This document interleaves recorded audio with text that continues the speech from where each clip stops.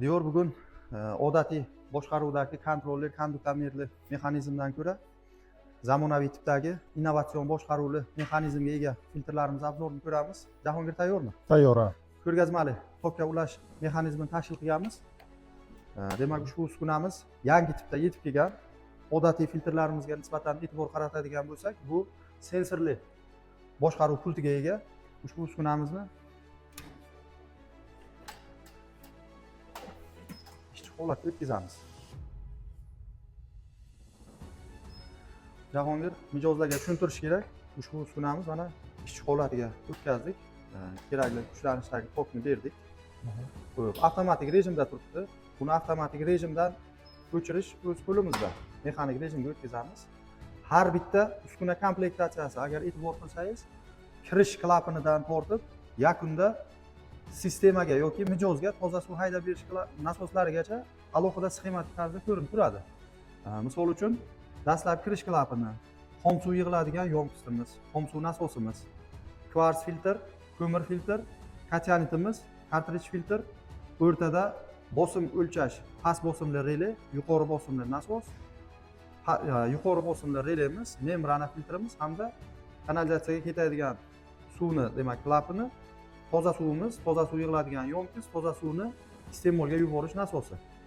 Jahongir, e'tibor bersangiz, bundan tashqari, demak, xom suv nasos, kirish klapanlari, yuqori bosimli nasos sxemani o'zida ham ko'rsatilgan. Undan tashqari, kanalizatsiyani mana chiqish klapani bo'lsa, bu yerda ultrafioletli sterilizator alohida hamda toza suvni haydab beruvchi nasos ham alohida ko'rsatilgan. Bu nasoslarni boshqaruvi odatiy kontrollerli filtrlarimizda mavjud emas edi. Bu uskunamizni agar sxematik qismiga e'tibor beradigan bo'lsak, bu yerda alohida ko'rsatilgan. Ya'ni qo'shimcha qo'yiladigan mana 7-8 toza suvni nasosi alohida ko'rsatilgan. Sxemada 7-8 raqam bilan mana bu joyda mana 7-8 qismga yangi nasos ulanadi. Sxemada hammasi namoyon qilingan.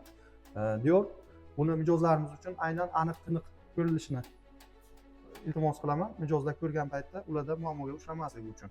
Qo'shimcha tariqasida mana bu yerda har bir qismni alohida ishlashi qayd qilingan. Ana endi apparatimiz ishlash rejimiga kelsak, bu avtomatik rejimda turibdi hozir. Avtomatik rejimda bilamiz, suv yo'q, apparat ishlamaydi. Buni mexanik, ya'ni manual rejimga o'tkazamiz. Rejim manualga o'tgan payti kirish xom suv nasosi mana bu. Уже ishladi. Kirish nasosidan ovoz chiqdi. Biz kirish nasosini xohlasak shu yerda o'chiramiz. Endi undan keyingi klapanni, ya'ni kirish klapanini ochishimiz kerak bo'ladi. Yoqdik, mana bu yondi. Uni ham to'xtatamiz. Yuqori bosimli nasosimiz. Bu yerda mana qizil tugmacha bilan ko'rsatilgan. Istasak o'zidan yoqamiz. Demak, yuqori bosimli nasos shovqin chiqarib ishlashni boshladi. Ushbu jarayonni xohlasak o'zidan, xohlasak bundan o'chirishimiz mumkin.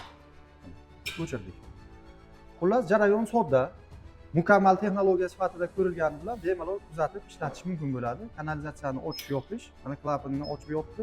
Qo'shimcha mana bu yangi nasos, toza suv nasosi hamda ultrafioletli sterilizatorimizni ham shu yerdan o'chirib yoqish mumkin bo'ladi. Jahongir, eng asosiysi filtrimizni ishlash mexanizmida sxemadan tashqari qo'shimcha ma'lumotlarni biz demak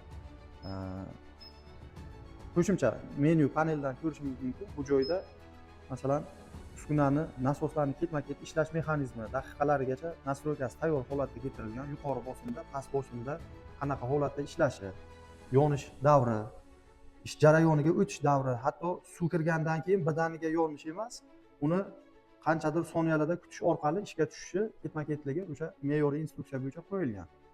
Bundan tashqari mana qo'shimcha ma'lumotlarni ham har birini ko'rib o'tishimiz mumkin.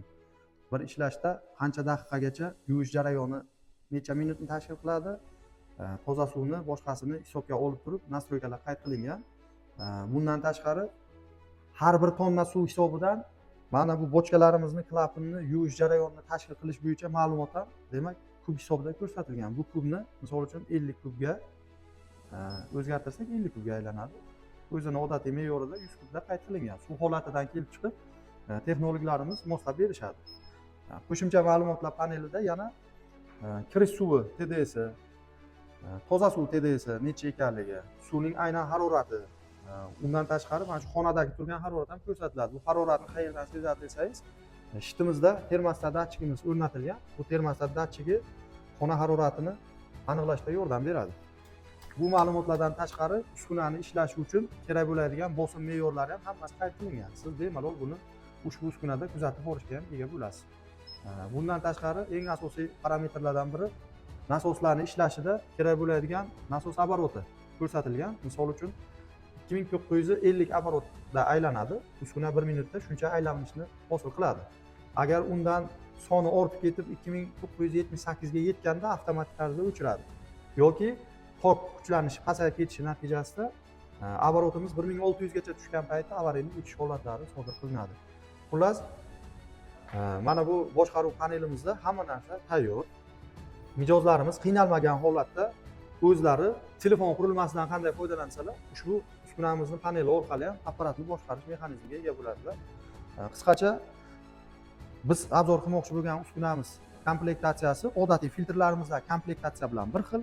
O'sha kvars filtri, o'sha ko'mir filtr, o'sha katyanit, kartrij filtr, membrana osmos, faqat boshqaruvda panelimiz umumiy boshqaruvni bir panelni o'zida boshqaruv mexanizmiga o'tkazilgan. Xudo xohlasa, buni olgan mijozlarimiz avvalgi uskunamizga nisbatan oson va zamonaviy foydalanishga ega bo'lishadi.